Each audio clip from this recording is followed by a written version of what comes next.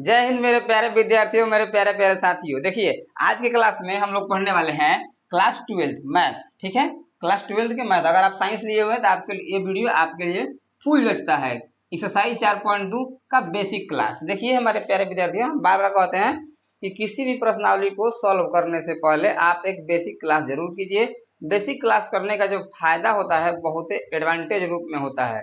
जैसे मैं आपको पूरा जो एक ऑब्जेक्टिव प्रश्न आते हैं, ऑब्जेक्टिव प्रश्न बेसिक क्लास से क्लियर हो जाते हैं। और पूरे बेसिक जो क्लास अगर आप एक बार कर लेते हैं तब जो पूरे प्रश्नावली को खुद ब खुद क्या कर लेंगे, सॉल्व कर लेते हैं। ठीक है, तो चलिए हम लोग बेसिक क्लास को आगे बढ़ाते हैं। आज के क्लास में हम लोग पढ़ेंगे 4.2 को बेसिक।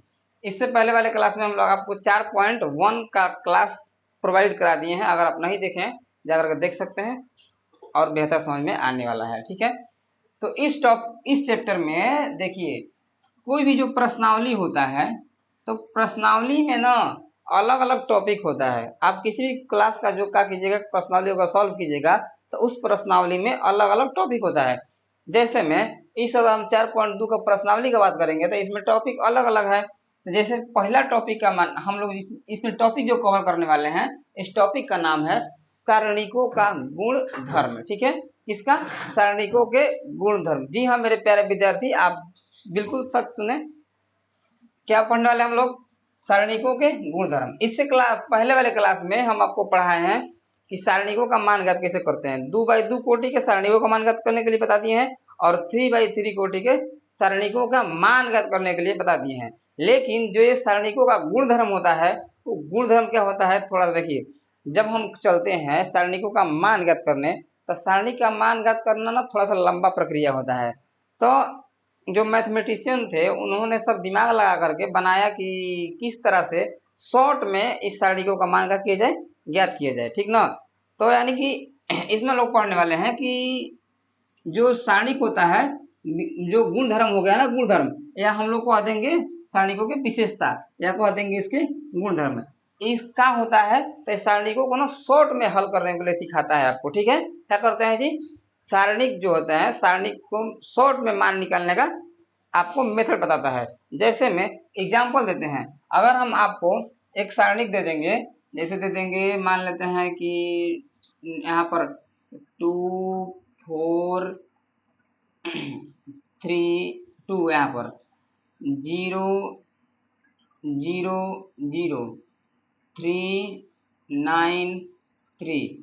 अगर हम बोलेंगे इसको कि आप क्या कीजिए, इसको क्या कीजिए, इसको आप सारणी का मान ज्ञात करिए। तो अगर आप सारणी का मान ज्ञात करेंगे करना चलेंगे तो आप क्या करेंगे, इसको नियम से सॉल्व करेंगे, माइ प्लस माइनस और प्लस, और इसको अपने मेथड से ज्ञात करेंगे मान। ठीक ना, लेकिन यहाँ पर डायरेक्ट क्या करेंगे, हम लोग देखेंगे कि देखिए इस वाले लाइन को बोलते हैं स्तंभ। क्या बोलते हैं? इस वाले लाइन को बोलते हैं स्तंभ, बार बार हम बताते हैं। और इस वाले लाइन को बोलते हैं पंक्ति, इस वाले लाइन को बोलते हैं पंक्ति। इसमें कितने स्तंभ है? 2 और 3 स्तंभ। पंक्ति 1 2 और 3। पहले स्तंभ पंक्ति में 2 4 2, ये अवयव हो गया इसका। ठीक है ना, और पहले स्तंभ में 2 0 और 3 हो गया। ठीक है, देखिए तो हम क्या करते हैं कि अगर हमारे पास सारणिक दिया है और सारणिक में किसी भी पंक्ति या किसी भी स्तंभ के प्रत्येक अवयव क्या है, शून्य है। फिर से, यदि हमारे पास से कोई सारणिक दिया है और उस सारणिक में किसी एक पंक्ति का सभी अवयव शून्य हो गए या किसी एक स्तंभ के सभी अवयव का हो गए, शून्य होंगे, तो ऑटोमेटिक उस सारणिक का मान शून्य होता है। आप निकाल कर चेक कर सकते हैं। ठीक ना, अगर आपको सारणिकों का मान ज्ञात करने आता है तो आप क्या कर सकते, इसको सॉल्व करिएगा ना, तो इसका मान क्या आएगा, 0 आने वाला है। ठीक है, कोई दिक्कत आपको? तो देखिए आप क्या आएगा, यदि किसी सारणिकों में, ठीक ना, किसी सारणिक दे दिया गया, किसी स्तंभ या किसी पंक्ति, ये सारणिक हो गया। ठीक है, हमारे पास इसमें किसी स्तंभ या किसी पंक्ति के सभी अवयव शून्य हैं। देखिए हमारे पास 3 दूसरा नंबर जो क्या है, स्तंभ है, इसका शून्य अवयव है, तो सारणी का मान क्या होता है, शून्य हो जाता है। तो इस सारणी का मान क्या हो जाएगा, शून्य हो जाएगा। ठीक है, तो पहला गुणधर्म आप समझ गए। ठीक ना, तो गुणधर्म क्या किया, इसको तुरंत शॉर्ट में इसका आंसर 0 ला दिया ना। तो यही होता है सारणी का गुणधर्म। यानी कि जो सारणिकों का गुणधर्म होता है वो हमें सिखाता है कि किस तरह से हम सारणिकों को शॉर्ट विधि में क्या करेंगे, शॉर्ट से आंसर ला देंगे, ठीक ना, लंबा प्रक्रिया ना करना पड़े। देखिए दूसरा गुणधर्म हम लोग समझते हैं।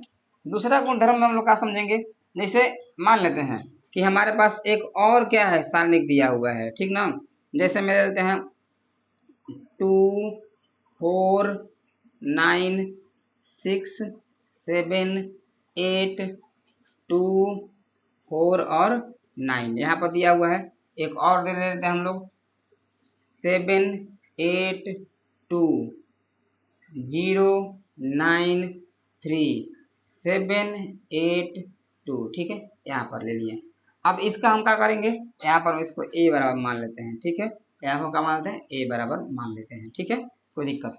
चलिए अगर हम इसका मान पूछेंगे आपसे तो इसको भी क्या करेंगे, हम लोग क्या करेंगे पूरे मेथड के साथ बनाएंगे।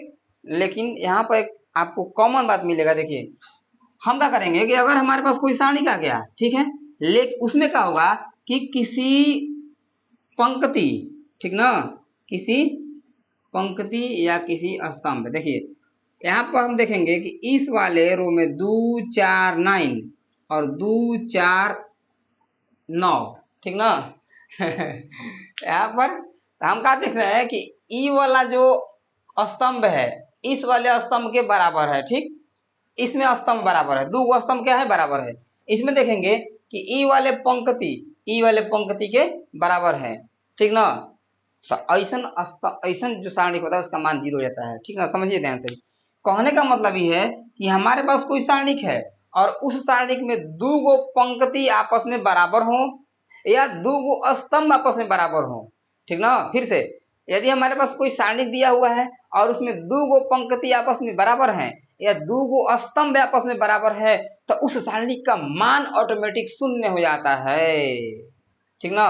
तो इसको हम मान निकालेंगे तो 0 आएगा, इसका भी मान निकालेंगे तो 0 आएगा। आप घर पर निकाल कर देख सकते हैं, यहाँ पर हम निकालने वाले नहीं है, अलग वीडियो में निकाल कर दिखा देंगे अगर कमेंट कीजिएगा तो, क्योंकि हमारे पास उतना समय नहीं है। बस हम बता दिए यहाँ पर ना यही 0 नहीं हो सकता है। मान लीजिए कि हई और हई दोनों का है बराबर है, हई बराबर नहीं है, तब वो इसका मन का आएगा 0 आएगा। मान लेते हैं कि हई और हई ई वाला लाइन बराबर है, तो ये स्तंभ और ये स्तंभ का है बराबर है आपस में, तो इसका मान क्या हो जाएगा, 0 हो जाएगा, कोई दिक्कत नहीं। चलिए अब हम लोग आगे तीसरा गुणधर्म की ओर हम लोग बढ़ते हैं। तीसरा गुणधर्म का होता है हमारे पास, पहले देखिए आपको ना बाउंस मारेंगे, एकदम खतरनाक बाउंस, समझ में नहीं आएगा, फिर गूगली बॉल फेंकेंगे। देखिए क्या कहता है कि 3x3 कोटि के, आप जानते हैं 3x3 कोटि है ये सब, ठीक ना, 3 स्तंभ और 3 पंक्ति, 3x3 कोटि के विषम सममित आव्यूह के सारणिक का मान 0 होता है, ठीक ना। ये कह रहा है कि अगर 3x3 कोटि के हमारे पास क्या है, विषम सममित आव्यूह है, मेन अंडरलाइन विषम सममित आव्यूह। तो आप थोड़ा यहाँ पर विषम सममित आव्यूह समझिएगा कि विषम सममित आव्यूह को हम कैसे पहचानेंगे। अगर हम समझ गए कि 3x3 कोटि के विषम सममित आव्यूह है तो उसका अगर सारणिक का मान निकालिएगा तो उसका भी मान 0 आएगा। क्या आएगा, अगर आप पहचान लिए कि ई बबुआ 3x3 कोटि के विषम सममित आव्यूह है तो आप आसानी से इसका मान कहेगा, आराम से क्या होगा, इसका मान 0 होगा, ठीक है ना। तो अब समस्या ये होता है यहाँ पर कि हम किस तरह से पहचानेंगे सर कि ये विषम सममित आव्यूह है। देखिए विषम सममित आव्यूह का हम लक्षण बताते हैं आपको। लक्षण कौची, लक्षण, हाँ लक्षण। देखिए लक्षण क्या होता है इसमें कि विषम सममित आव्यूह में क्या होता है हमारे पास कि इसका जो विकर्ण होते हैं, मैंने कि जो इसमें 3x3 हो गया 0 होता है हमेशा, ठीक। और यहाँ पर क्या होगा, अगर a है, यहाँ पर a b c, ठीक ना, तो इधर माइनस में होगा -a -b और -c होगा, ठीक ना। यानी कि विकर्ण का जो आव्यूह होगा वो विकर्ण का आव्यूह होगा वो 0 होगा। ये वाला लाइन 0 हमेशा, ऊपर प्लस में और नीचे माइनस में। फिर से ये वाला 0 और ऊपर प्लस में, इधर माइनस में, इधर माइनस में या ऊपर प्लस में, या ऊपर प्लस में नीचे माइनस में, ठीक ना। मतलब कि ऊपर नीचे प्लस माइनस। अगर इसके 0 हो गया और ऊपर क्या है प्लस तो नीचे माइनस होगा, अगर नीचे प्लस है तो ऊपर क्या होगा, माइनस होगा। ई है बबुआ, ई है बबुआ। क्या बबुआ? ई है हमारा विषम सममित अवयव। एक और विषम सममित अवयव लिखते हैं, देखिए। आप लिखवाइए, आप लिखवाइए मेरे प्यारे प्यारे छात्रों, आप लिखवाइए। आप हमारे नमूने हैं ना, तो आप लिखवाइए, ठीक है। आप हमारे नमूने हैं, आप लिखवाइए। देखिए, तो यहाँ पर जीरो होगा ना जी, जीरो होगा ना जी, जीरो हो गया, 3 को जीरो हो गया। यहाँ पर हम लिखते हैं 1 2 3, ठीक है। यहाँ पर लिखेंगे, यहाँ पर -1 -2 -3, ठीक है ना। अगर हम यहाँ लिखते -1 -2 -3, तो यहाँ लिखते 1 2 3, ये हो गया हमारा विषम सममित अवयव, ठीक है। अगर हम इसका सारणी का मान ज्ञात करेंगे तो जीरो आएगा। यानी कि अगर हम इसको क्या करेंगे, अरे रुको जी, दैट तरीकी, यहाँ पर क्या लिखेंगे, 0 ए बी माइनस में ए, सॉरी माइनस में ए, 0 सी माइनस में बी माइनस में सी और 0। इसका सारणी का मान ज्ञात करेंगे तो क्या आने वाला है, 0 आने वाला है, ठीक है। क्या आएगा, 0 आएगा। आप सॉल्व करके क्या कर सकते हैं, देख सकते हैं, कोई दिक्कत। तो आप तीसरा भी गुणधर्म समझ गए कि जो 3/3 कोटि के विषम सममित अवयव हमारे को मिल गया, तो उसका जो मान निकालेंगे वो क्या आने वाला है, 0। देखिए हमारे प्यारे छात्रों, एग्जाम में कभी भी गुणधर्म नहीं पूछेगा कि फलाना गुणधर्म लिखिए, सारणी का दूसरा गुणधर्म लिखिए, सारणी का तीसरा गुणधर्म लिखिए, ये को कुछ भी नहीं करेगा।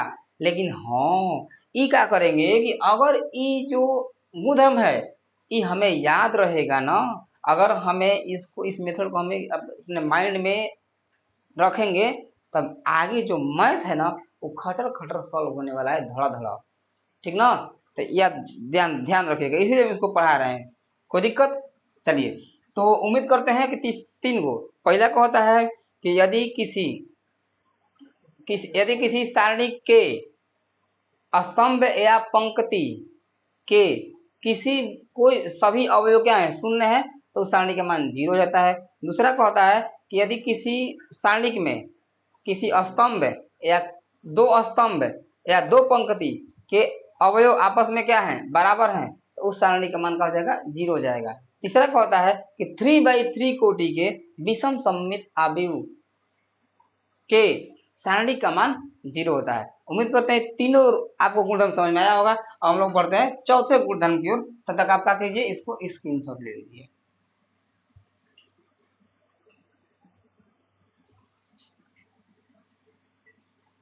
अब देखिए हम लोग चौथा गुणधर्म की ओर आगे बढ़ते हैं, ठीक है ना। देखिए चौथा गुणधर्म हमारा क्या कह रहा है कि किसी सारणिक में, कोई सारणिक है, किसी सारणिक में मुख्य विकर्ण के ऊपर या नीचे के अवयव शून्य हो तो सारणिक का मान उसके विकर्ण के गुणनफल के बराबर होता है, ठीक है। देखिए आपको समझ में नहीं आया होगा, थोड़ी सी भी चिंता नहीं करना है, जो आपको हिसाब से बोर्ड पर लिखा हुआ है ना, क्लियर आपके दिमाग में एकदम चिपक के बैठ जाएगा। जैसे कह रहा है वैसे कहिए, कह किसी सारणिक में मुख्य विकर्ण, हम एक यहाँ पर क्या बनाते हैं, सारणी बनाते हैं, और उस सारणी में मुख्य विकर्ण लेते हैं ए बी और सी, इसी को बोलते हैं मुख्य विकर्ण, ठीक ना। इस सारणी का क्या है, विकर्ण है लाइन से। किसी सारणी में मुख्य विकर्ण के ऊपर या नीचे, देखिए ऊपर, मुख्य विकर्ण के ऊपर, अब जब या कहेगा ना तो या तो ऊपर भी हो सकता है और नीचे, या नीचे, यहाँ पर होगा नीचे के अवयव शून्य हो तो, यानी कि यहाँ पर ऊपर में अगर शून्य हो, यहाँ पर शून्य और यहाँ पर शून्य, ठीक ना। यहाँ पर कुछ हो जाए 1 2 और 3, ठीक है ना, 1 2 2 और 3 यहाँ पर हो जाएगा हमारे पास, ठीक ना। तो हम क्या देख रहे हैं, तो इस सारणी का मान क्या कह रहा है, ऊपर या नीचे के अवयव शून्य हो तो सारणी का मान उसके विकर्ण के, तो विकर्ण ए बी सी यही ना विकर्ण है, उसके विकर्ण के गुणनफल के बराबर होता है, उसके विकर्ण के गुणनफल के बराबर होता है। तो उसके विकर्ण कौन है, ए बी सी, इसके ए गुणे बी गुणे सी, आंसर इसका हो जाएगा, ठीक ना।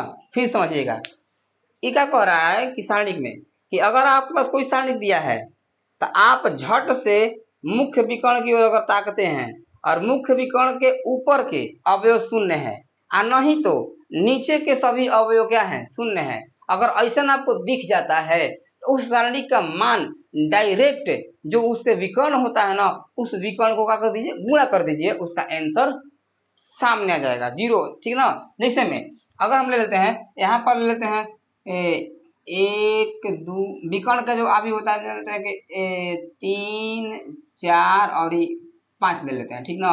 यहाँ पर लेते हैं 2, यहाँ पर ले लेते हैं 8, यहाँ पर ले लेते हैं 7, यहाँ पर ले लेते हैं 0, और यहाँ पर ले लेते हैं तारा के 2, यहाँ पर भी 0, और यहाँ पर भी क्या हो जाएगा, 0। ठीक ना। हम क्या देखते हैं कि जो हमारे पास, हम क्या देखेंगे कि हमारे पास जो विकर्ण का अवयव हो गया, जो हमारे पास विकर्ण का अवयव हो गया, ये हो गया विकर्ण का अवयव हो गया ना, ये विकर्ण का अवयव हो गया। और देखेंगे इसका नीचे क्या है, 0, इसके नीचे क्या है, 0, ऊपर कुछ भी उस मतलब नहीं है।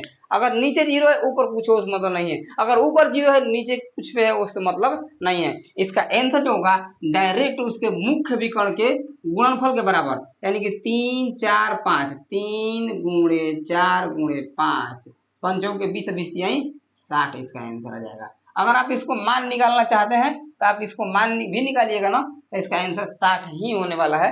देखिए निकाल कर दिखा देते हैं, एक बार ट्राई करके दिखा देते हैं। देखिए अगर हम 3 लेंगे यहाँ पर तो +3 होगा ना। अब 3 लेंगे तो हई और हई खत्म हो जाएगा, 4 5 20, 4 5 20, अब 20 माइनस 0। ठीक है।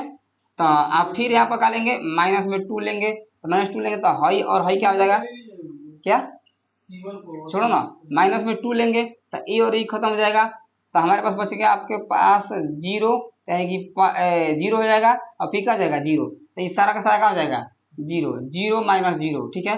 अब ले लेंगे ई वाला, तो ई वाला और ई वाला का खत्म, तो यहाँ पर ले लेंगे प्लस में 8। ये हम आपको सॉल्व जिससे कर रहे हैं ना, आपको सॉल्व नहीं करने आ रहा है तो आप पीछे ही क्लास क्या करना पड़ेगा, देखना पड़ेगा, क्योंकि अब हम मेन क्या समझा रहे हैं, गुणधर्म समझा रहे हैं आपको। ठीक ना। यहाँ पर मान निकालना नहीं समझा रहे हैं, बस मान निकल कर दिखा रहे हैं। तो 8 निकल देंगे, इससे खत्म हो जाएगा, तो हमारे पास क्या बचा, 0, क्या बचा, 0 माइनस 0, सब 0 हो गया। तो यहाँ पर ये सब देखिए, ये 0 हो जाएगा, यहाँ पर बचेगा 20 में से 3, तो 20 यहीं 60 आंसर। देखिए आ गया कि नहीं आ गया, देखिए बहुत इंपॉर्टेंट। ठीक ना। तो आगे इसको सब यूज होगा। तो हमारा पहला जो चौथा सारणी का होता है कि अगर आपके पास किसी सारणिक में मुख्य विकर्ण के ऊपर या नीचे के सभी अवयव शून्य हैं, तो उस सारणी का मान मुख्य विकर्ण के गुणनफल के बराबर होता है। आप समझ गए होंगे। आगे बढ़ते हैं हम लोग। आगे हम देखते हैं पांचवा गुणधर्म के बारे में। किसी सारणिक में 2 पंक्ति, ठीक ना, क्या कह रहा है, किसी सारणिक में 2 पंक्ति, यानी कि ई वाला है पंक्ति और ई वाला है पंक्ति, 2 पंक्ति या 2 स्तंभ, या ई वाला और ई वाला, चाहे ई वाला चाहे ई वाला, चाहे ई वाला चाहे ई वाला, ठीक है, 2 पंक्ति या 2 स्तंभ आपस में इंटरचेंज कर दिए जाता है। ठीक ना। यानी कि आपस में इंटरचेंज, इंटरचेंज का मतलब क्या होता है ये नहीं होता है इंटरचेंज का मतलब। इंटरचेंज का मतलब क्या होता है कि स्तंभ पंक्ति के जगह पर ना, सॉरी मैं दो देखिए नंबर 1 अगर स्तंभ है तो नंबर 2 के जगह पर, और नंबर 2 है तो नंबर 1 के जगह पर। ठीक ना। देखिए बताते हैं कैसे।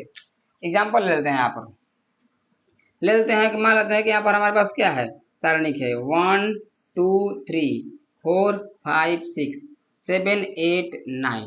ठीक ना। देखिए इसको हम क्या करेंगे, इसको इंटरचेंज करेंगे तो लिख देंगे, देखिए ई वाला ना है R1 का है R1, मान लेते हैं ई वाला का है R2 का है R2, लिख देंगे यहाँ पर R1। इंटरचेंज का चिन्ह ऐसे होता है, इंटरचेंज R2। इसका मतलब ही हुआ कि जो R1 के जगह पर R2 आएगा और R2 के जगह पर R1 जाएगा। समझा गया ना।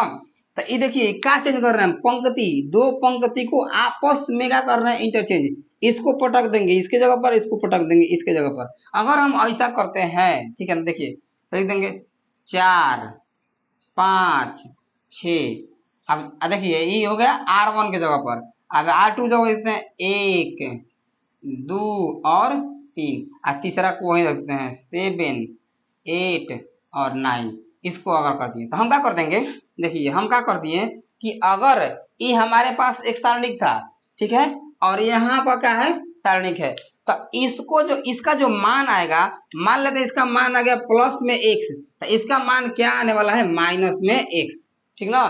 चिन्ह बदल जाता है, क्या होता है ऐसा करने से क्या होता है चिन्ह बदल जाता है। यानी कि यदि किसी सारणिक में क्या करते हैं दो स्तंभों को आपस में चेंज करेंगे या दो पंक्तियों को आपस में चेंज करेंगे, तो उसमें जो सारणी का मान होगा ना, चिन्ह में परिवर्तन, अगर पहले वाला में प्लस में आया है दूसरे वाला में माइनस में, अगर पहले वाला में माइनस में आया है दूसरे वाला में प्लस में आएगा, ठीक है।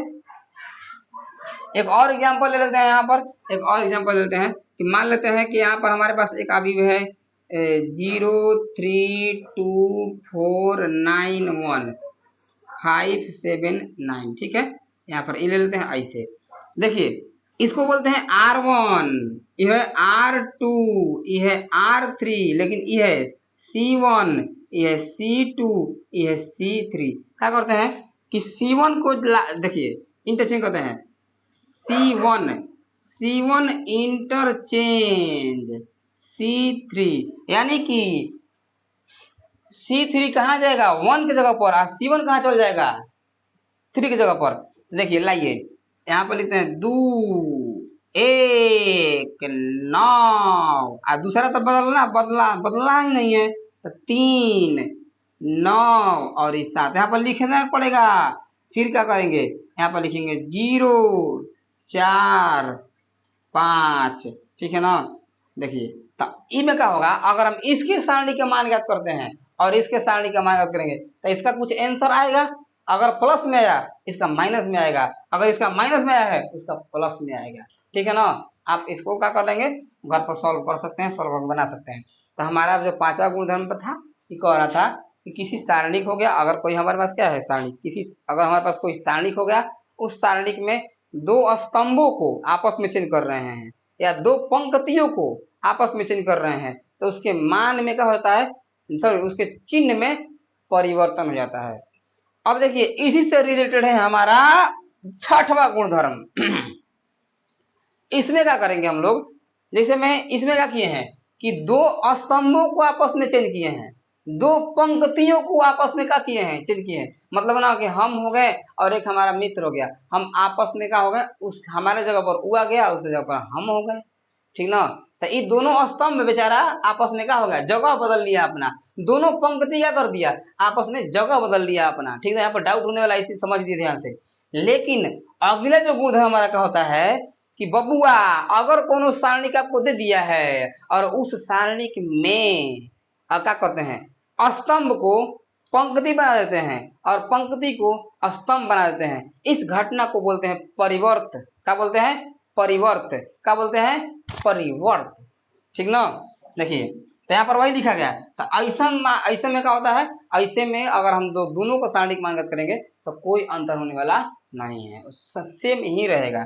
देखिए यदि किसी सारणिक को परिवर्त कर दिया जाए, परिवर्त कर दिया जाए, परिवर्त कर दिया जाए मतलब कि स्तंभ, ठीक ना, जो स्तंभ है स्तंभ को पंक्ति, ठीक ना, स्तंभ को पंक्ति या पंक्ति को स्तंभ या पंक्ति को स्तंभ बना दिया जाए, ठीक ना, तो उसे का हो जाएगा। अब दोनों को मान निकालेंगे तो उसके मान में कोई अंतर होने वाला नहीं। जैसे में देखिए ले लेते हैं हम, हमारे पास देखिए हमारे पास एक ए है, ए बराबर हम लिखते हैं, ठीक ना, ऐसे सारणिक लेते हैं एगो, ठीक ना, सारणिक लेते हैं, सारणिक ए बराबर ले लेते हैं सारणिक, मान लेते हैं 1 2 3 4 5 6 7 8 9, ठीक ना। तो जो ए हो गया ना, ये जो ए क्या हो गया, ए हमारे पास इस सारणिक हो गया ई। तो अगर हम इसका मान निकालेंगे, ठीक है, इसका मान निकालें तो मान लीजिए कि इसका मान x आया, और देखिए x नहीं आएगा, हम ये कह रहे हैं ना कि अगर हम इसको सॉल्व करेंगे मेरे प्यारे विद्यार्थियों तो इसका मान कुछ आएगा ना, अरे 36 आया 20 आया 28 आया 29 आया कुछ भी आया, मान लीजिए x आया।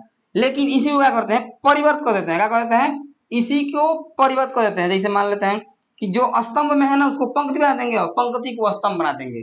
देखिए 1 2 3 है ना, तो ये क्या है पंक्ति है, लेकिन इसको खड़ा कर देंगे स्तंभ हो जाएगा। देखिए इसे बोल देंगे 1 2 और 3, फिर देखिए 4 5 6 इस तरह से।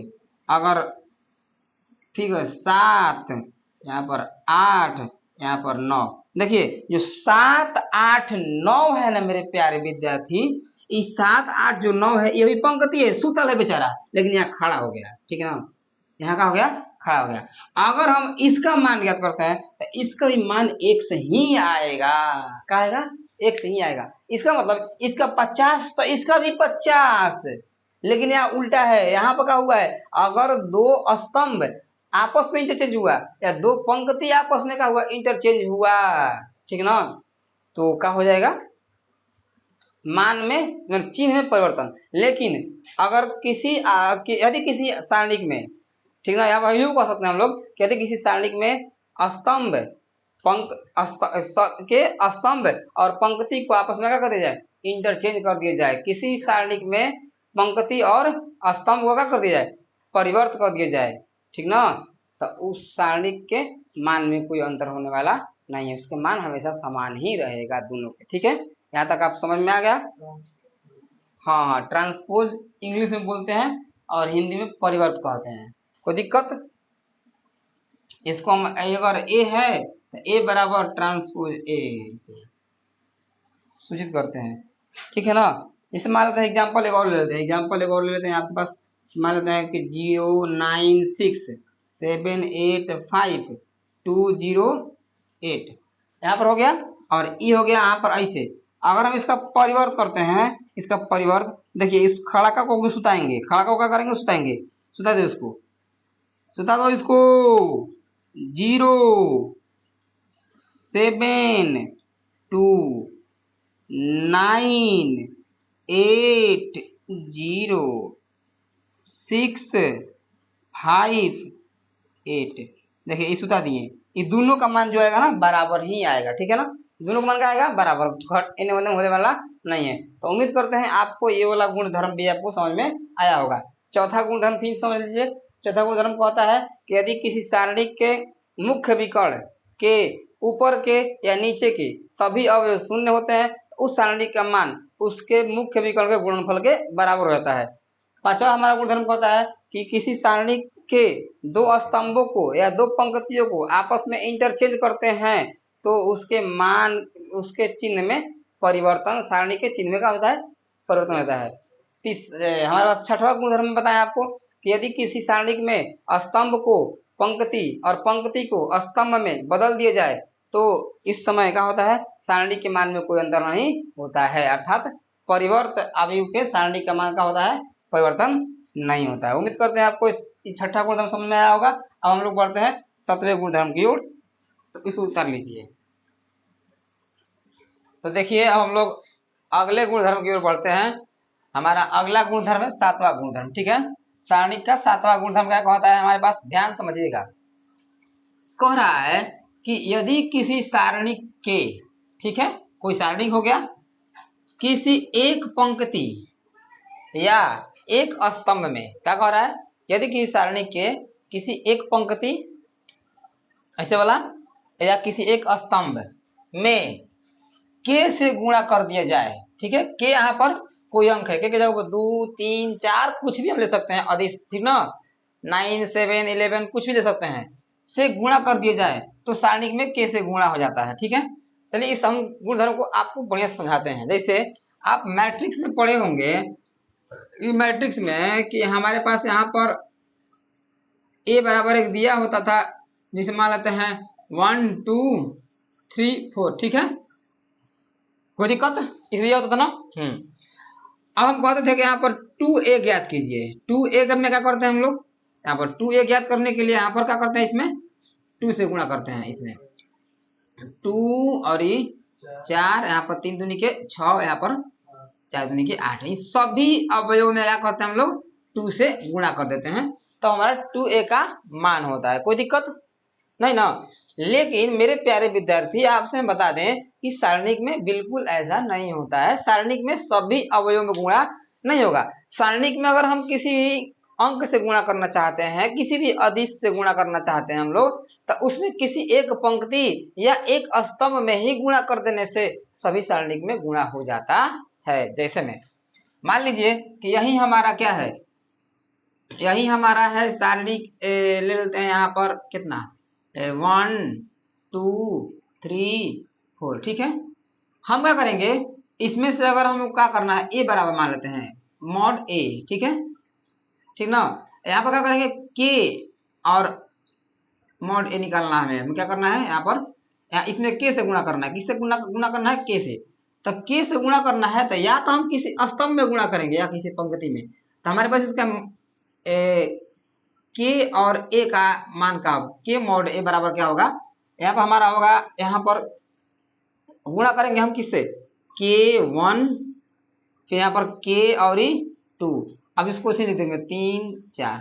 हम कहा अभी इसमें किसमें गुणा हुआ है, अभी किसमें गुणा हुआ है, तो पंक्ति में। एक और भी हो सकता है, या हम इसमें क्या कर सकते हैं, स्तंभ में गुणा कर सकते हैं, के 1 के 3, ठीक ना। इसको से छोड़ देंगे 2 और 4। समझ में आ गया आपको, यानी कि ना उसमें के किससे गुणा करना है, एक पंक्ति या एक स्तंभ से, एक पंक्ति या एक स्तंभ में किसी भी अंक से गुणा कर देंगे तो पूरे सारणिक में हमें के एक से मान, जैसे मान लेते हैं हमारे पास यहाँ होता है x प्लस y, हमें 2 से अब गुणा करना होता है तो हम गुणा करते हैं किसमें 2x और फिर प्लस में 2y, ये दोनों में गुणा करता है ना। तो उसी तरह से इसमें भी गुणा करेंगे सभी में, लेकिन जो हमारा सारणिक आएगा ना, सारणिक, तो सारणिक में क्या करेंगे हम लोग, सारणिक में केवल एक पंक्ति या एक स्तंभ में ही गुणा करेंगे, ठीक है। तो हम फिर से आपको यहाँ पर क्या करते हैं, बिट करते हैं, समझाते हैं बढ़िया से एक बार और, एक और सब उदाहरण देख के समझिए हम लोग, देखिएगा, ध्यान समझिएगा, ये बहुत ही हेल्पफुल होने वाला है, बहुत ज्यादा काम आएगा आगे जो हम लोग सॉल्व करेंगे ना गणित को, इसमें तो बहुत ज्यादा। जैसे में ले लेते हैं हम A1, ठीक ना, A2 A3 B1, यहाँ पर एक मिनट ले लेते हैं A1 B1 C1 A2 B2 C2, ठीक ना। यहाँ पर लेते हैं A3 B3 और C3, यहाँ पास सारणिक हो गया, ठीक है, सारणिक है। ये हमारा a बराबर कितना है, इतना है, ठीक ना।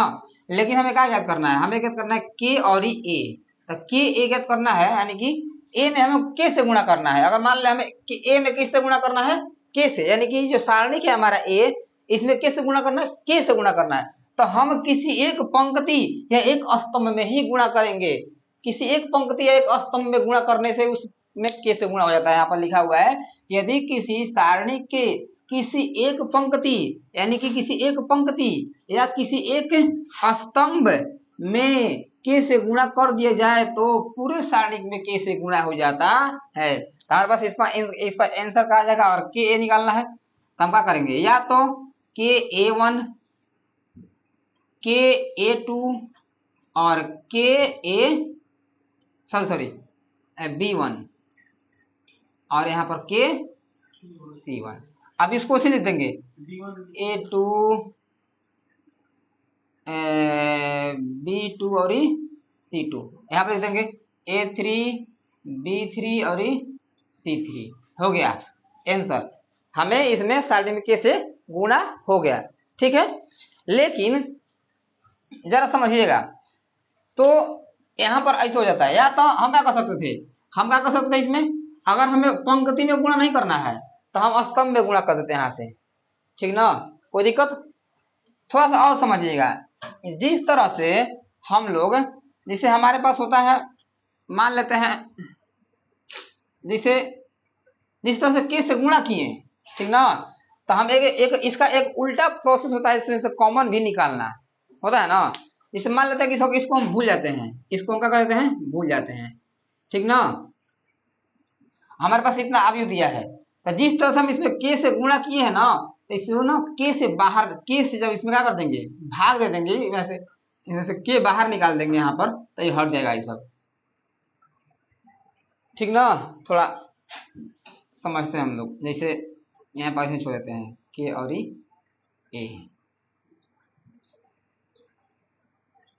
देखिए यहाँ दिखाई दे रहा है थोड़ा सा, चलिए देखिए इसे मान लेते हैं कि A1, यहाँ पर ले लेते हैं 1 2 3 4 6 7 8 9 और यहाँ पर 0। यहाँ पर हमारा सारणिक हो गया, ठीक है। लेकिन यहाँ पर अगर हम क्या करते हैं, यहाँ पर हमारे पास गुणा में लेते हैं A, फिर यहाँ पर क्या है A, फिर यहाँ पर क्या है A, तीनों में A है। मान लेते हैं कि यहाँ पर क्या है, यहाँ पर है B, कोई बात ना। तो अगर क्या करेंगे, देखेंगे कि ए इसमें भी है, तो हम क्या समझते होंगे कि इसमें ना ए से गुणा हुआ होगा, उस पंक्ति में क्या हुआ होगा, ए से गुणा हुआ होगा। तो पूरे सारणी में ए से क्या हुआ होगा, गुणा होगा। तो हम इसको ना ए को हम बाहर निकाल देंगे, यहाँ पर ऐसे, इसको ऐसे कह देंगे, ऐसे यहाँ पर ए बाहर निकाल देंगे, तो क्या बचेगा 1 2 3 4 6 7 8 9 0, यहाँ पर ऐसे हो गया ना। तो ए हमारा क्या होगा, बाहर निकल गया। इसका मतलब अगर हम ए से इसमें गुणा करेंगे तो किसी एक पंक्ति में गुणा करेंगे या किसी एक स्तंभ में गुणा करेंगे, ठीक ना। मान लेते हैं यहाँ पर हमारा बी होता, बी सी और सॉरी यहाँ पर बी होता और यहाँ पर बी होता और यहाँ पर बी होता। तो हम बी से बाहर एक और बी ले लेते हैं, इसमें से बी कॉमन ले लेते हैं, ठीक ना। यानी कि पहला पंक्ति में से ए कॉमन ले लिए और दूसरा पंक्ति में से बी कॉमन ले लिए। यानी कि अगर हमें कॉमन लेना होगा ना मेरे प्यारे विद्यार्थी, तो अगर एक पंक्ति में कोई कॉमन दिखाई दे रहा है तो हम एक पंक्ति में से कॉमन ले लेंगे। अगर एक स्तंभ में कोई कॉमन दिखाई दे रहा है तो हम एक स्तंभ से कॉमन ले लेंगे, ठीक ना। लेकिन उसमें से लिख कर लेंगे कि कौन स्तंभ से या कौन पंक्ति से हम क्या कर रहे हैं, कॉमन ले रहे हैं, ठीक है। तो आपको यहाँ तक समझ में आया कोई दिक्कत?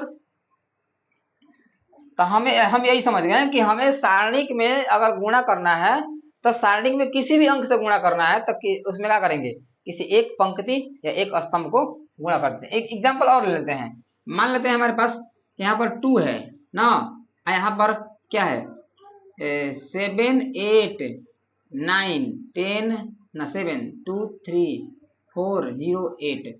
अब हम इसको बनाना चाहेंगे तो इसका आंसर क्या होगा, इस 2 से गुणा का सबनी में होगा, इसमें सबनी में होगा, सबनी में होगा का नहीं होगा, केवल एक पंक्ति या किसी एक स्तंभ में होगा। यानी कि 2 सत्ते 14 2 8 16 2 9 18, बाकी सब जेव के तेव हो जाएगा। या आप क्या कर सकते हैं, इसमें गुणा कर सकते हैं, 2 सत्ते 14 फिर 2 सत्ते 14 फिर 2 चौके 8, और बाकी जेव के तेव लिख देंगे, ठीक ना। ऐसे होता है सारणिक में गुणा। और ऐसे ही हम सारणिक से कॉमन भी लेते हैं। कॉमन भी लेना होगा तो किसी एक पंक्ति में से कॉमन निकालेंगे या किसी एक पंक्ति में से स्तंभ कॉमन निकालेंगे। अगर हमें गुणा करना होगा तो किसी एक पंक्ति में गुणा करेंगे या किसी एक पंक्ति में भागाकार से कॉमन निकालेंगे, ठीक ना। तो यही हमारा 7वां गुणधर्म कहता है कि यदि किसी सारणिक के किसी एक पंक्ति या स्तंभ में के से गुणा हो जाता है, के मीन्स कोई भी अंक यहाँ पर हो जाएगा, तो उस सारणिक में के से गुणा हो जाता है। उम्मीद करते हैं आपको बिल्कुल समझ में आया होगा, क्लियर हुआ होगा। और हम चाहते हैं अगले गुणधर्म की ओर, ठीक ना। यहाँ से हम इसको भी हटा देते हैं, कोई दिक्कत, ताकि हमें अगला समझाने में थोड़ा आसानी हो। चलिए हम आगे बढ़ते हैं। देखिए यहाँ समझिएगा, कह रहा है कि यदि एक सारणिक के किसी एक पंक्ति या स्तंभ के, ठीक ना, क्या कह रहा है, किसी एक पंक्ति या स्तंभ के सभी अवयव 2 पदों के योग के रूप में हो तो सारणी को भी 2 पदों के योग के रूप में व्यक्त किया जा सकता है या लिखा जा सकता है। आपको समझ में आया होगा चाहे नहीं होगा, आप बिल्कुल समझाते हैं आपको। देखिए मान लेते हैं कि हमारे पास एक सारणिक है, ले लेते हैं A1, ठीक ना। यहाँ पर है A1 प्लस x, यहाँ पर हो गया B1 प्लस x, ठीक ना। B1 plus A1 plus x हो गया, और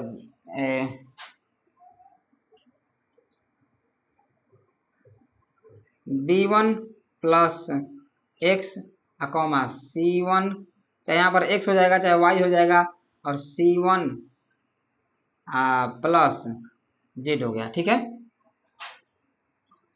और यहाँ पर हो गया तरह के A2 B2 और C2, A3 B3 और C3, 3 और इस तरह से हमारे पास सारणिक दिया है, ठीक ना। क्या दिया है, इस तरह से हमारे पास एक सारणिक दिया हुआ है। देखिए क्या कह रहा है कि यदि एक सारणिक के, ये हमारे पास एक सारणिक है, किसी एक पंक्ति यानी कि हई वाला पंक्ति चाहे हई वाला पंक्ति चाहे हई वाला पंक्ति या एक स्तंभ, ई वाला स्तंभ या ई वाला स्तंभ या ई वाला स्तंभ के सभी अवयव दो पदों के योग के रूप में व्यक्त हो। देखिए हमारे पास ये दो पदों के योग के रूप में व्यक्त है ना, देख रहे ना कि जो हमारा ऊपर वाला माने कि पहला पंक्ति जो है ये दो पदों के योग के रूप में क्या है, व्यक्त है, ठीक ना। दो पदों के योग के रूप में क्या है, व्यक्त है। यहाँ पर एक अंक भी हो सकता है, एक से यहाँ पर भी, एक से यहाँ पर एक हो सकता है, कोई दिक्कत नहीं है, ठीक ना। तो हम क्या कर सकते हैं, हो तो सारणी को भी दो सारणी के योग के रूप में लिखा जा सकता है, ठीक है।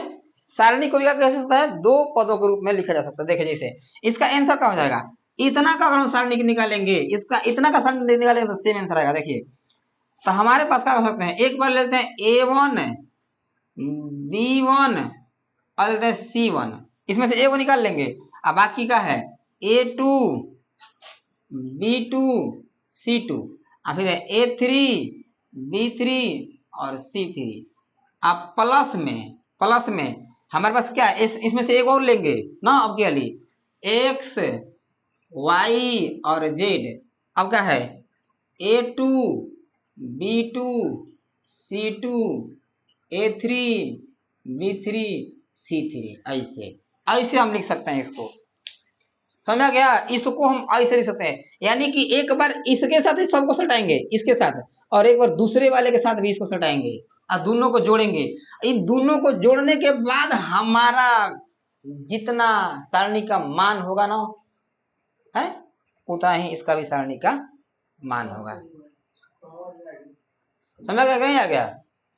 वहां पर A2 प्लस हो जाएगा ना, क्या वहां पर A2 प्लस हो जाएगा ना। हाँ हाँ, जैसे जोड़ते हैं उसे जोड़ देंगे इसको, 2A2 हो जाएगा ना। हाँ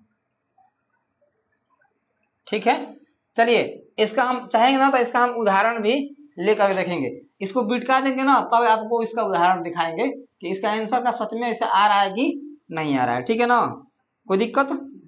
चलिए अब देखिए, अब अगला क्या कह रहा है हमारा, यानी कि एक और उदाहरण ले लें। देखिए जैसे मान लेते हैं 2/2 को लिख लेते हैं, जैसे मान लेते हैं ना कि यहाँ पर है 2 प्लस x ना, यहाँ पर है 3 प्लस y हो गया, यहाँ पर 2 यहाँ पर क्या है 4, मान लिया भाई हमारा सारणिक है। इसको कैसे लिख सकते हैं, एक बार 2 के साथ ई लिखेंगे, ई वाला लिखेंगे, एक बार ई वाला और एक बार ई वाला लिखेंगे। थोड़ा जगह कम है इसलिए अगले थोड़ा सा बिटका के इसको आपको उदाहरण देंगे, ठीक है। तो हम इस तरह से लिख सकते हैं। देखिए हमारा क्या कहता है, 9वां गुणधर्म क्या कहता है, यदि एक सारणिक की किसी पंक्ति या स्तंभ के प्रत्येक अवयव में दूसरी पंक्ति या स्तंभ के संगत अवयव के समान गुणजों को जोड़ दिया जाए तो सारणी का मान वही रहता है, ठीक ना। थोड़ा सा नीचे में कर दूं ताकि इसमें दिखाई दे। चलिए समझते हैं इसको।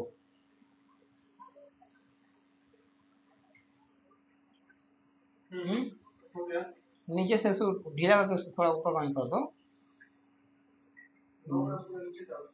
चलिए ठीक है। देखिए क्या करते हैं, कह रहा कि यदि एक सारणी की किसी पंक्ति या स्तंभ के प्रत्येक अवयव में दूसरी पंक्ति या जैसे आप लेते हैं यहाँ पर, देखिए A1 ले लेते हैं, A1 B1 और C1, A2 B2 C2 A3 B3 C3, हमारे पास ये क्या है एक सारणिक है, ठीक ना। क्या है हमारे पास, एक सारणिक है। अब हम क्या कह रहे हैं कि यदि एक सारणिक की किसी पंक्ति या स्तंभ के प्रत्येक अवयव में ठीक ना, कोई क्या है, यदि कि एक सारणिक की किसी पंक्ति या प्रत्येक अवयव में दूसरी पंक्ति या स्तंभ के, ठीक ना, इसी में से देंगे दूसरी पंक्ति या स्तंभ के संगत अवयव के समान गुणजों को जोड़ दिया जाए तो सारणी का मान वही रहता है। इसका कहने का मतलब ये है कि इस सारणी है ना, इसका मान देखिए बराबर आएगा। इसका सारणी का मान निकालेंगे तो अगर यहाँ पर है A1 है ना, A1 ये A1 है तो A1 में क्या करते हैं, A1 में जोड़ देते हैं कौन, A1 में जोड़ देते हैं A3, जोड़ देते हैं A3, लेकिन किसी अंक से गुणा करेंगे। अगर हम करेंगे 2 से गुणा तो A1 में 2A3 एक बार हो गया। अब देखिए पहला हो गया, फिर B1 में कौन, B1 में जोड़ देंगे 3 B3 ना, सॉरी 2 है ना, तो यहाँ पर भी 2 होगा, समान गुण जोड़ना है, ठीक ना। B3 मतलब इसमें ना पहला स्तंभ में ना क्या कर रहे हैं, तीसरा पंक्ति को जोड़ रहे हैं, पहला का पंक्ति में तीसरा पंक्ति को जोड़ रहे हैं, लेकिन किसी समान गुण से क्या कर दिए, गुणा कर दिए हैं। और C1 है ना यहाँ पर कॉमा C1 है ना, तो C1 में C1 प्लस क्या कर देते हैं 2C3 जोड़ दिए और बाकी सब क्वेश्चन लिख देंगे। हमारे पास यहाँ हो गया A2 B2 और C2, हमारे पास हो गया A3 और B3 और C3। इसका जो हमारे पास क्या होगा, सारणी का मान होगा और इसका सारणी का मान होगा सेम आएगा, ठीक है। अब देखिए इस दोनों को हम क्या करते हैं, इस दोनों को प्रूफ करके देखते हैं थोड़ा सा। अब उतना अच्छा से आप थोड़ा कंफ्यूज में होंगे ना, जब इसको प्रूफ करते हैं थोड़ा और आपको बेहतर समझ में आएगा। हमारा कहना यही था कि कुछ नहीं करना है, इस है ना, अगर इसके एक ए वाले में इस पंक्ति में इस पंक्ति को जोड़ देते हैं किसी अंक से गुणा करके, ठीक ना, तो इसका आंसर क्या आने वाला है, समान आने वाला है, यही का नाम है, ठीक ना। इसमें क्या करेंगे कि अगर कोई एक पंक्ति या कोई एक स्तंभ दो पदों के योग के रूप में व्यक्त है तो सारणी को भी हम क्या करते हैं, अलग अलग करके दो सारणी बना देंगे, जोड़ देंगे और फिर इसका आंसर ला देंगे, ऐसे कर सकते हैं, ठीक है ना। अब देखिए इसमें 10वां गुणधर्म देखते हैं, 10वां इसमें देख लेते हैं, 10वां समझाते हैं। 10वां गुणधर्म है, अगर हमारे पास A और B का सारणिक है बराबर होता है A का सारणिक इंटू B का सारणिक। कहने का मतलब ये है कि अगर हमारे पास एक अवयव दिया है A और एक अवयव दिया है B, अब A B दोनों को गुणा करके अगर हम सारणी का मान निकालते हैं उतना ही आंसर आएगा। अगर हम सिंगल अगर A का गुणा कर A का मोड निकाल दें और B का मोड निकाल के क्या कर दे, गुणा कर दें, ठीक ना। जैसे में मान लेते हैं कि हमारे पास एक A बराबर इतना दिया है, A बराबर 2 3 4 6 है, ठीक ना, और हमारे पास B बराबर का दिया है, B बराबर दिया है 1 2 3 4 दिया है हमारे पास इतना। अब क्या करेंगे, अगर हम A और B को क्या कर देंगे, हमारे पास अगर हमें क्या निकालना है, अगर हम A और B को गुणा करते हैं यानी कि A और B को गुणा कर दिए के में इसका मोड निकालेंगे, मैंने सारणी का मान ज्ञात करेंगे, उसका मान बराबर होगा अगर हम खाली A मोड निकालते हैं पहले और फिर B का मोड निकालते हैं, ठीक ना, और दोनों का मान का आएगा और इसको गुणा करते हैं तो बराबर आने वाला है, ठीक ना। ये है हमारा 10वां गुणधर्म है, समझ आ गया आपको। चलिए अब हम क्या करते हैं, इन तीनों को ना, तीनों का एक एक माने इसका और इसका और इसका, इन तीनों का एक एक आपको उदाहरण लेकर समझाते हैं। चलिए इसको स्क्रीनशॉट लीजिए।